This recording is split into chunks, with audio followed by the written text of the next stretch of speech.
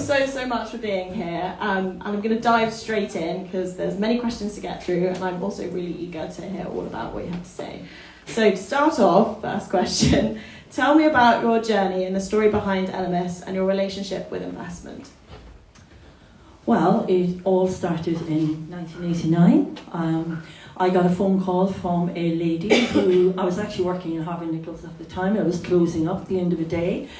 Will I take that phone call, won't I? And I thought, I better answer the phone. And I picked it up, and at the end of the phone was a lady who said, I was told you might be the lady that would help me bring an idea together. And I thought, okay. So we chatted, and she was the very first female investor, really, from behind the brand. So the brand, and I left her, the rest is history, I left Harvey Nichols and joined. But when I get asked today, was the big salary wrapped around it and all of that? Absolutely not. It was the ambition and the drive to learn, to be at the very early stages. But that was an investor with her own private money. So, that has all the constraints as it has.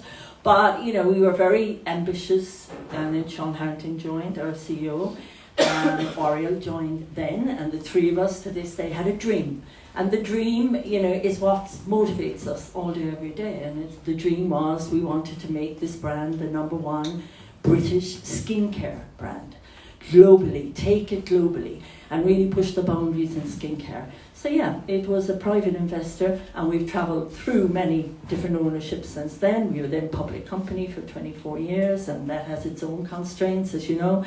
Share price, running that and driving that all day, every day. With very little investment. So Oriele here was telling and storytelling with the brand with very little investment. And then we were taken over by private equity for 3 years, and we loved it, absolutely loved it. They spoke our language. They had the same dream, they shared the same dream with us. And, we were sitting here thinking, oh my God, are we private equity beasts? We were looking at one another thinking, really? And actually, we thrived. And then ultimately our current owners, which of course are the L'Occitane group, and it's been like a coming home. Well, we're like-minded people. They're entrepreneurial. They encourage that kind of free spirit. So yeah, so it's been one hell of a journey, I must say, over 34 years. It sounds like it, and that actually segues onto my second question, because obviously you were acquired by L'Occitane in 2019 in the biggest acquisition of a British beauty brand to date, which is insane. It's clear that since acquisition, you both have had a strong hold on the brand to ensure authenticity. How have you done this successfully, and how have you kept hold of the business? I mean, it's an interesting one. Along comes L'Occitane Group, and we were very fortunate because what you had there was a vision that co-founders actually could add value. So often after private equity, they might stick around for a year and then they're gone and they lose the ethos of the brand. And they were the opposite. They said, we want you to stay, we want your input, and we really value you. So for us, that was fantastic, because we presented to 19 different companies during the private equity process, and it could have been one of many different other stories and scenarios, and we might not be sitting here. And that really gave us, the platform to continue to always make sure that product is #1, people and product, making sure that we still test every product. We don't always agree. We've got different views, but we come together until we really are both really happy with that product. So we still control that product piece, but we are now about mentoring the next generation and making sure they have those values and the reasons why, and it might be the smell and the texture and the feel and the after feel, every single little bit, and does it actually do anything for you?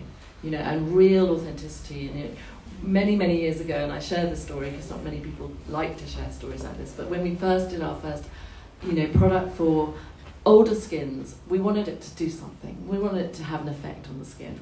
And we've always said we're not miracles, you can't change things permanently, but it's got to have some efficacy to it.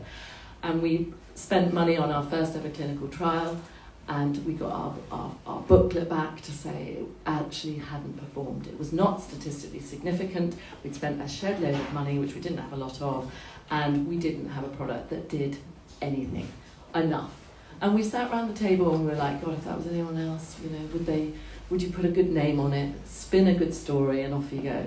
And we said, no, we can't do that. Hand on heart, we can't have a product out there that we've had clinically tested and it isn't efficacious enough. and we put it back into clinical trials. We pulled the whole launch. We went back to the drawing board with our labs. We boosted actives. We changed the formula, and we had to clinically test it. And I always think that was such a turning point because we got amazing results. But it took us 3 years. And, you don't hang around waiting that long, but we had to. So I think having that control still and really looking at the efficacious of the product still maintains the authenticity. I would probably add to that and say, if you're a young entrepreneur out there and you have a brand and you're looking for acquisition, is that hold the reins at all times. And I think that's what we did very differently. We sold the brand.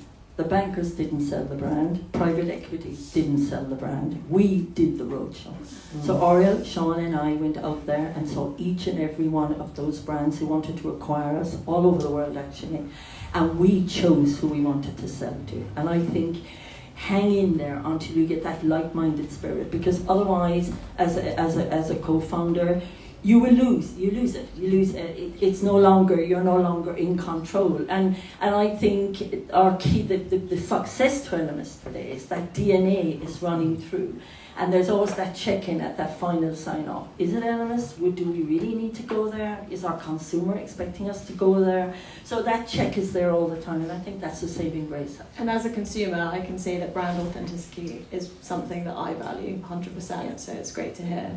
Elemis is co-founded by 2 women, yourselves and Sean Harrington. How has being a trio benefited your business? I think we both of us, as well as Sean, give great strengths in completely different areas. Sean he loves the deal, he loves the vision, he's 5 years ahead. He will do things that, honestly, if I could tell you, there's so many stories, but I remember him saying, I bought you a bus. I said, what do you mean? He said, I bought you a bus. Go and have a look at it in Kent Garage. And it was a cold day, and I walked in, and there was this rust bucket of a bus. And he said, convert it into a spa and create the spa bus. And many of you out there might remember this bus went all over. We were only meant to have it for a year. And 5 years, the spa bus went to every event. It was up and down the road. So he's kind of got that real pushing. I was always behind this lady here, who was a great saleswoman, but also touch, smell, feeling, and I suppose they used to always say, you clear up the mess behind us. We did leave a trail of disaster. Okay. Well, he's like the younger brother I never had. And let's be really honest here, there's as many fights as there is shake hands. Let's be really honest. You have the male-female energy, it's bouncing. But to be honest with you, it's a combination that worked, and it does work. And respect is the common denominator. Okay, we joke about it and we argue and we push each other. But ultimately, we have incredible respect for each other. And I think if you can hold that, then that's the secret sauce, really. Because otherwise, what's the point? What's the point? We're in here for the long haul. There is no, I'm not going to sit up and say, it's been a barrel of laughs. It's been bloody hard work, if I'm honest, and it continues to be hard work. But if you want to compete in the top 3 high-performing brands globally, if you want to be in Shanghai and you're in there and you're really up in those top 3 brands, it is hard work. And you've got to keep driving the product. You have to keep tuning to your global community, and you've got to that's the leader all the time. It's the consumer is the leader. But it's an interesting one. We've survived. Let's put it that way. And the best is yet to come. Let's put it that way. Fabulous 3. So, with a brand as innovative as Elemis, do you believe the beauty industry is truly acknowledged for its economic, social and technological contributions? Big question there. Well, we were talking about that earlier, because I personally feel we've got to start really banging this drum. Million and the teams are doing an incredible job, but it's up to every brand out there to really elevate this industry. It's huge what we do. And, we're really struggling at the moment to get young people. The biggest stress for us is we can't actually get therapists. So you're in a beautiful spa, they're launching your brand, and they can't even get 5 therapists. So we're right at grassroots level, and that's where we've got to start. In the schools, in the colleges, and get beauty as it's got to be paid better. they've got to be seen as a real professional, and we seem to have lost that. And I think COVID really damaged the industry in terms of professional therapy, because a lot of people obviously were lost their jobs, they retrained, and they haven't come back, and the next generation aren't there either. So we've got a lot of work to do, but it's incredible when you become an exporter. We export over 60% of our products to over 100 countries, and every country that we're in is in a very different stage of its growth. But if you think about the value that so many of these British businesses, and it goes right down to the farmers that grow our plants, sort of 40 miles from here, that we support 5,000 acres of borage. When you meet those guys, he doesn't know anything about Elemis, but he loves his farm and he's got his next generation. You then have all the labs, all the technicians, all the warehousing. There's so many jobs in our industry, and we need to really start to champion it better. Yeah, and I'm quite passionate about that, because, you know, I still think one of the best anti-aging things you have is to get your face into a great pair of hands, married with great extras, great product that works. Wow, you know, this is what we buy into here, you know. And I think we as an industry, we have a commitment to delivering that, a commitment to delivering great engagement, great education. I hate that word, but that knowledge, the knowledge of your brand, the knowledge of your product, the knowledge of skin. So when you walk through that department store, you meet Joan on the counter below and you go, wow, oh my God, I'm going to come back to that lady. That was second to none. And I think we are right now cutting corners on that. And we're cutting corners on spending time to educate those hands, the knowledge, the delivery. And, you know, I'm doing a talk on global wellness the week after next, and Oriele's with me as well. We're outside in Miami, and that's going to be the topic of my conversation, because, you know, we want to tie everyone up to something, put them onto a machine, lie them on a bed, you know, anything other than talk to them, anything other than put a beautiful therapist in front of them that can engage. So let's try and make this industry attractive for these young people to come in. Good salaries, good, you know, good career path for them. And as brands, we must deliver that. Otherwise, they'll go, why not shop online? You know, God help us, soulless. Amen. Amen. So, as female entrepreneurs, have you faced any biases or double standards when fundraising or working with investors? And how did you overcome those hurdles? Gosh, well, I was thinking about this question, and you know, we were quite lucky. I mean, yes, when we came into private equity, it is a male world. I mean, there are a few top females in there that are doing incredible, but they have to be 10 times harder working. But it is a male environment. However, what we soon discovered is that bringing that female edge to it, and the passion and the energy, we actually were very fortunate that we were partnered with someone within private equity who really genuinely wanted to partner with us. And so in a way we didn't come up against that bias. It was like, you know, you guys are really important to this storytelling. And so, you know, yes, there's been times when we've thought, okay, this is the bankers and this is the money and all the, you know, most of that is male. But actually, genuinely, I think we were able to bring our personalities across the line there. We were allowed to really show what we did, and so we had not so many biases in terms of that private equity. And actually, since we've been part of Lottstown Group, who are really pushing female entrepreneurship, we've only had support all the way, and supporting in terms of even like increasing our level of care that we're giving for maternity and paternity. All of that has lifted the game for Elemis, where we weren't. So actually, the group, Lottstown, are really, really championing female entrepreneurship. I think you learn very early on that you can't be a shrinking violet, okay? And I think you really do. You have to dig very deep, and you have to make your voice heard, and you have to take the authority in there. You know, this is a female industry. You know, we didn't get much pushback because you can see we have a lot to say, and we're not shrinking violets. I would throw something into the mix, though. I would say that I would ask that women are kinder to women.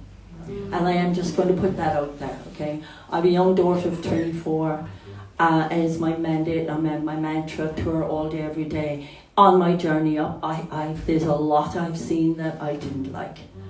And I would just throw that out to a predominantly female room. Just be kind to each other, please, because that's where I think...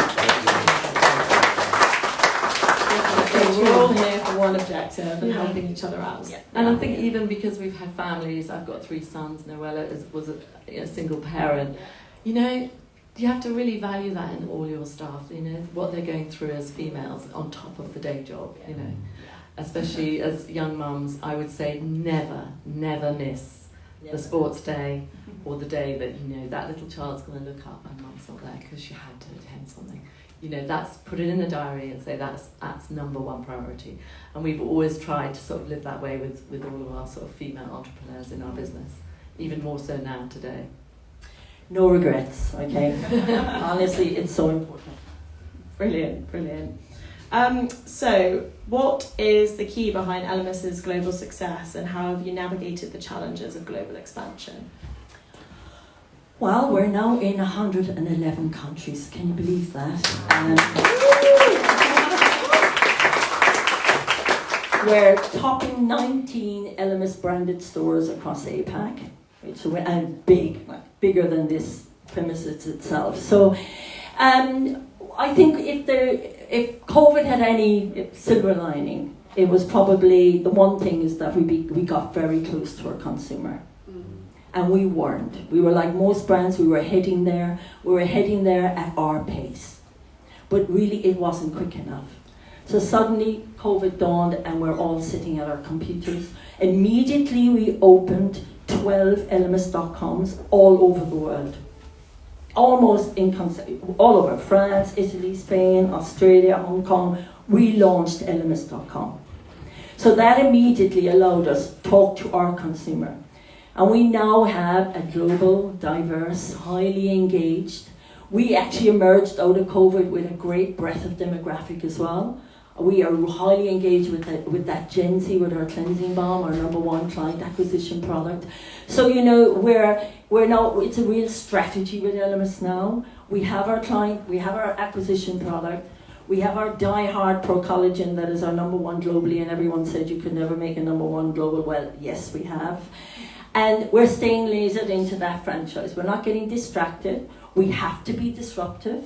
You cannot be, you know, if you're silent in the US, and I ran that market for 2 years, you're gone. By tomorrow, it's all over. You've got to be up in that EMV, you've got to be making noise, you've got to be bold, you've got to disrupt, you've got to take risks. And I think it's that kind of, we're actually much more risque outside of the UK than we are in our home market, because we would not be ranking where we are. And I think everyone in this room, I would ask you to be very proud. It's a British skincare brand, and you all are part of that, and we should kind of be celebrating that, because we're the only British skincare brand that has conquered that. And that's quite, and both of us are very proud of that, and that's the dream. And we're realizing that dream. But it's strategy, focused, as you know, 360 campaign, bold, disruptive, all day, every day, both with product formulation and with storytelling. So it's not easy, sum of all the parts. And adapting to the different markets you're going into. Yeah, I think that was the biggest learning curve for us. You know, we'd never been to many of these places. I mean, we started with America and we thought, oh, you know, the same ethos, same language. But America's a whole different world, you know. Aromatic isn't their big thing for skincare. So going in with cleansing balm, 9 essential oils, it was like, what? So we had to educate and actually to make that number one. But actually one thing that we've really learned as well is trust. Bring in local people that understand their markets. Don't try and do it for them remotely from the UK. So every country, the big countries, really run their own social. They know what works in their areas, and they're so different to what we know here. So, and also, you kind of think, oh, everyone's heard of Elemis here. You go anywhere else in the world, and you're a startup. No one's ever heard of you. You know, you go into Asia, and it's like you have to educate people. What is it? It's a British brand. what does it stand for? What does that message get? So really understanding it's all about establishing the brand in new markets, whereas here we're established. So that's much, when we think we can launch 11 products, which we tried to do during COVID, 11 new products, you can't do that in a new market. Ambitious. They only want to launch maybe one because they're still trying to educate everyone on cleansing balm and Pro Collagen, and we might launch one. So I think really understanding that as you go global, listen and get the best people to run regionally. And we're lucky, L'Occitane have got already very established 20 years in the APAC market. They have a lot of knowledge. And so it's about respecting that and them helping us, and that's worked very, very positively for us.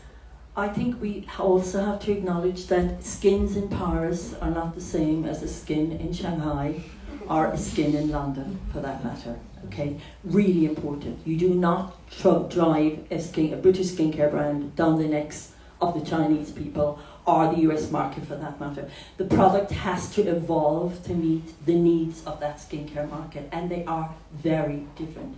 There is not, the humidity in Shanghai, you get the pollution and you've got the sun. All of that changes the formulation. It has to, because you've got to get lighter in China in many ways.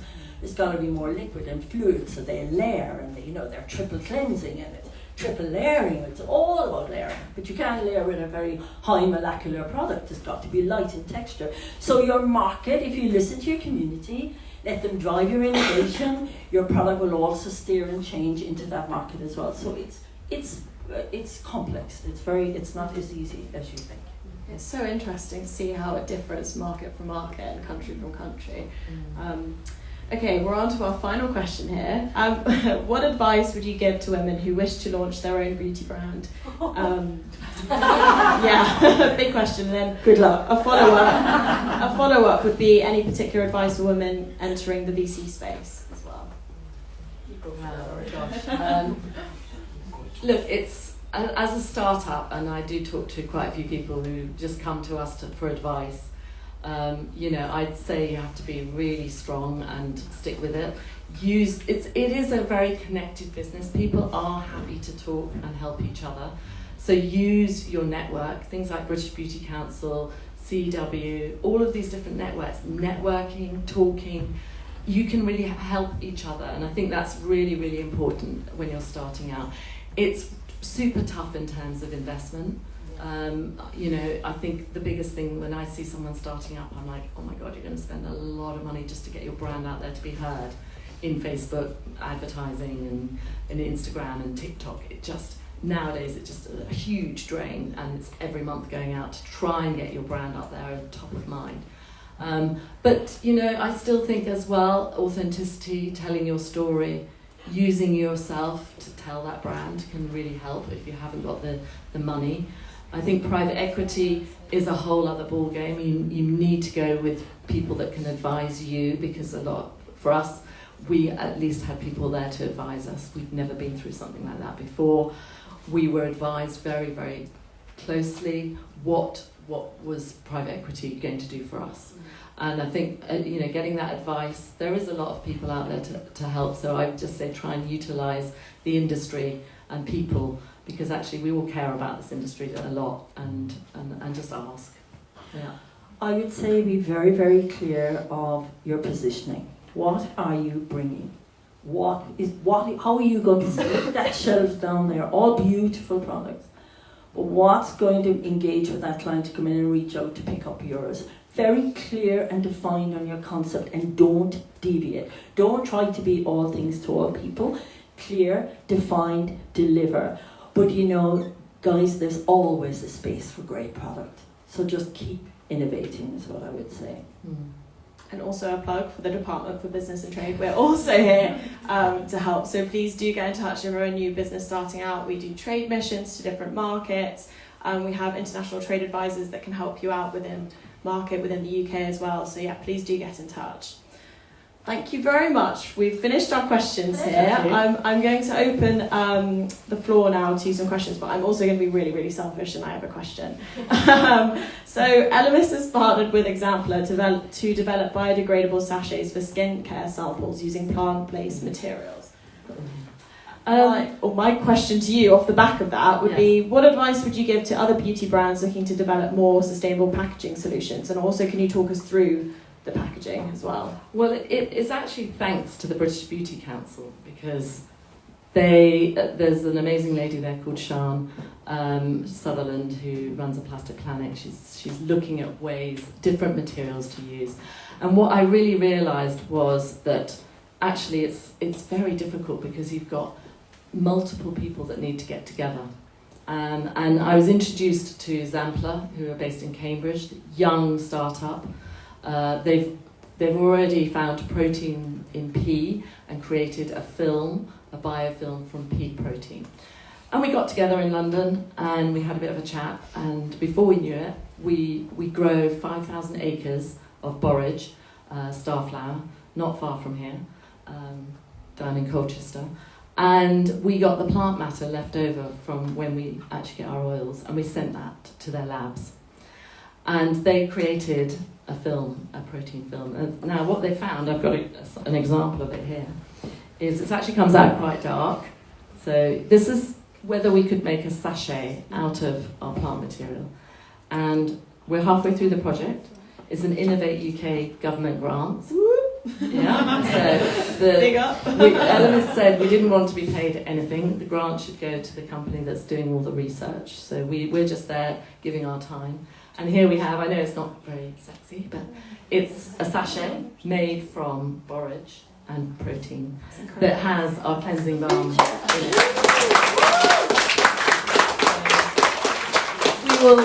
it. We've early stages. We've got to see whether it's compatible. It's currently in the oven at 40 degrees, in the fridge as well, and we've got to see if we can get a 3-year shelf life. We need to see whether it can contain. I can smell the essential oils. So I'm like, but the next stage probably will be to actually work with a sachet specialist. We're linking other groups together, and probably put aluminium, which is infinitely recyclable, with the bioplastic or biofilm. I mustn't say plastic because it's not plastic, and that will be stage 2. But it's only by trying and opening your eyes to new solutions that we will change this industry.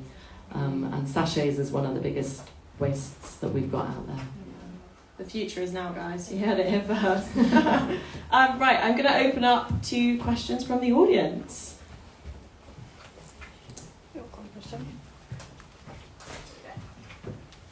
Thank you. So I'd say one thing that really made me a loyalist of the brand is the incredible experience you have going to the House of Elemis spa here. I will make a plug for that and say that it's arguably the best facial you could possibly get anywhere in the world. Just a really, really incredible experience. And so that's just what got me really excited about using all of the products, and then kind of eventually them taking over my entire cabinet. So what I'm curious about is, you mentioned trying to acquire younger customers, having to convert a lot of things to online during COVID. What efforts you've made to try and kind of replicate that experience for people, in digital ways or in different ways when people are, perhaps abroad where they don't have the opportunity to visit one of your spas? Because I think that's a really big challenge, is just translating that in-person experience to... Yeah, that's a really good question. I mean, it was one of our pivots during COVID. We actually created a workforce called Mission Possible, and in that, the people that were still working put together sort of some ideas, and one of them was to launch virtual consultations. So we obviously had a lot of therapists who were out of work, educators that were out of work, so they were retrained to become virtual consultants. So we did that for 2 years, and that was amazing, that people could just talk on Zoom or Teams and talk through their skin concerns. They could be recommended by a qualified person.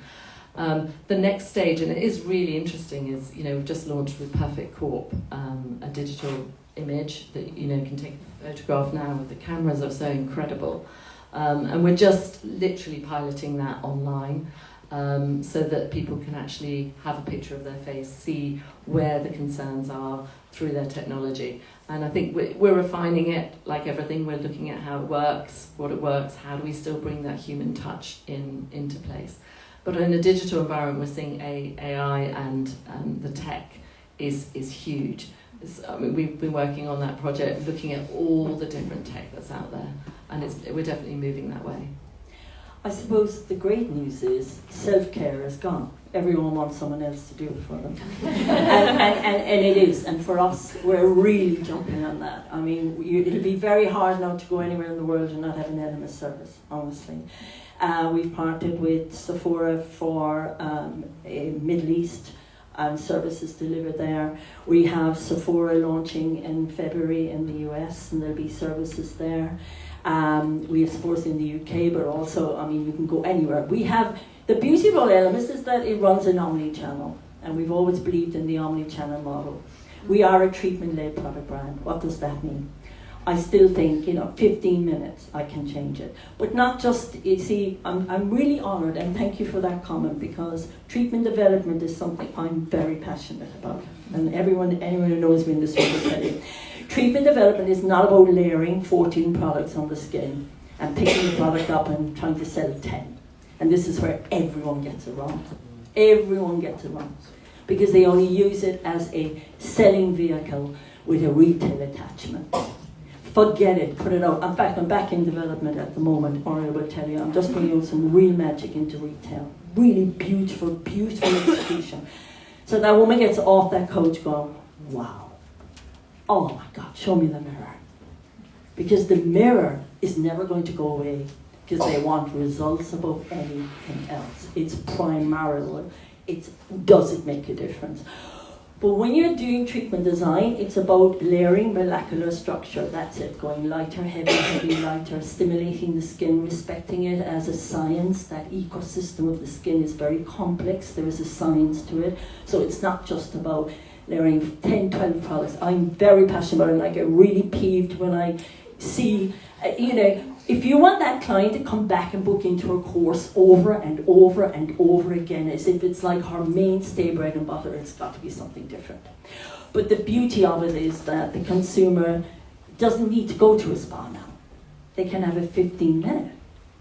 And I believe in 15 minutes, believe it or not. I think you can do magic in 15 minutes. So it's really going to push us as an industry to really deliver something beautiful and powerful in this, because they're very happy now. Everyone's very happy to take their makeup off, get their teeth whitened, their eyebrows done, their hair done, and a blow drying out the back door. That's not going away. So as a brand, we've got to really be agile in that space. But we got to do something different, and thank you for that, because we're just rolling that out now. So you will really be able to get Elemis globally at every touch point. And I'm hoping you're going to have the same to say when you get up after 15 minutes as you do for an hour in the house of Elemis. I've been to the Sephora one as well, and that's amazing. Oh, there you go. She's covered. Brilliant. I'll get myself booked in. Anyone else? Quick question, hopefully. Thank you, by the way. That was really, really interesting. I could listen to you both for hours. But I just wanted to ask, Noella, you mentioned that it's incredibly expensive now to invest in social media advertising, and yet it's also very necessary. What should a startup do or a new brand do if they're trying to break into that arena? Because it does feel like the sort of golden moment of social media has kind of been gone. Maybe I'm wrong, but... I'd love to say so, Kathleen. You go back a long way with me, Kathleen, here, honestly, since day one. So, I mean, TikTok is the new space, right? I just did a live streaming on Doan last week, believe it or not, below in Covent Garden. Right? I don't speak a word of Chinese, I wish I did. But she said, come on, we're doing a live streaming. And I sat down, and this girl has millions of followers. So all I could see were names coming up in Chinese. And, I'm looking at it thinking, oh my God, once I order my debt. And, the thing is, Kathleen, it's not going away. I just think you have to be very clever. I think you have to, the right influencer is really important. They say now, it's not about authenticity anymore. It's about relatability. You've got to watch it, and I got to relate to it. That's me there. That could be me. So choosing who's working for your brand, I don't think you need hundreds and thousands of these, okay? But I think you do need to, at the beginning, it's got to be right on your profile. Just be very selective, because that will resonate today. You know, relatability is, they say, is the key driver in this space. If I can't look at that and I can't see me in it, I'm not going to engage. Before it used to be authenticity, you know, it used to be, now it's changing. And we're on there. We're on there with our cleansing balm, you know, we're bold. It frightens the living daylights out of us all. But you've got to go there. And that's where the Alpha Gen Z is living. So I think Oriele nodded to launch a brand without an investment is very, very brave. Very, very brave. And I think the minute you launch, having that early investment is key. And then I think you can pull back a bit once you get the momentum. But don't launch and think, oh, well, I'll do 18 months a year, and then I would throw everything at this to make it be as disruptive as you can for the first 18 months to 2 years, because that's your moment to shine. But I think to sit here today, I'd love to say it's gone, but it's not. It's not gone right now. So we're all learning how to play in a more meaningful way in that space and make sure we're keeping true to our brand.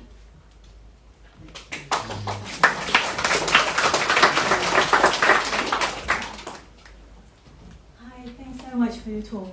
I just wondered, with the rise of aesthetics, do you see that as something complementary or something which is more cannibalizing? And with my second question is, in business you have the elements of funding, strategy, marketing, and also supply chain and sustainability. I was wondering, like, throughout the years, how much weight and emphasis have you put on funding alongside all the other business functions? I mean, I'll answer the last question and then I'll pass aesthetics to you. I mean, for us, we had a real turning point with L'Occitane Group, that really put sort of people and planet alongside profit. I remember meeting Mr. Geiger, and he said profit is not a dirty word. We have to be profitable to employ people and give people careers, but we must make sure that we balance this alongside the people and planet. And we were then set on the lovely pathway of doing B Corp, which was huge. We'd never done anything like that.